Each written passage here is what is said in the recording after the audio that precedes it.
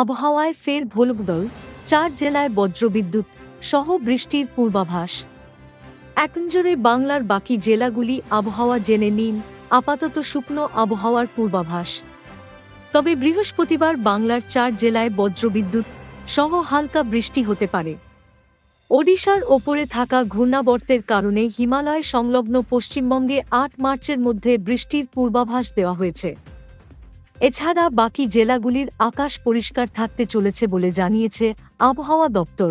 বুধবার বিকেলে দেওয়া উত্তরবঙ্গের আবহাওয়ার পূর্বাভাস অনুযায়ী এদিন বাকি সময়ের জন্য সবটি জেলার আবহাওয়া শুকনো থাকবে।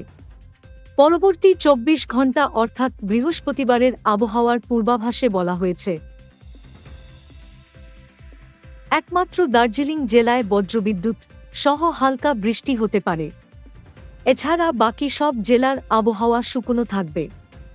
আগামী 5 দিন উত্তরবঙ্গের সমতল এলাকার দিন কিংবা রাতের তাপমাত্রার কোনো পরিবর্তন হবে না বলে জানানো হয়েছে পূর্বাভাসে।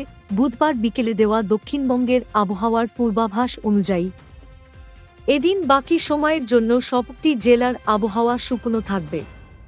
পরবর্তী 24 ঘন্টা অর্থাৎ বৃহস্পতিবারের আবহাওয়ার পূর্বাভাসে বলা হয়েছে, পূর্ব মেদিনীপুর, ঝাড়গ্রাম ও পশ্চিম মেদিনীপুরে বজ্রবিদ্যুৎ সহ হালকা বৃষ্টি হতে পারে।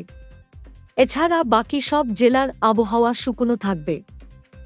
গাঙ্গে পশ্চিমবঙ্গের জেলাগুলিতে আপাতত দিন ও রাতের তাপমাত্রার সেরকম কোনো পরিবর্তন হবে না বলে জানানো হয়েছে পূর্বাভাসে। বুধবার বিকেলে আবহাওয়া দপ্তর জানিয়েছে, আগামী 24 ঘন্টায় কলকাতা ও আশপাশের এলাকায় আকাশ সাধারণভাবে পরিষ্কার থাকার সম্ভাবনা।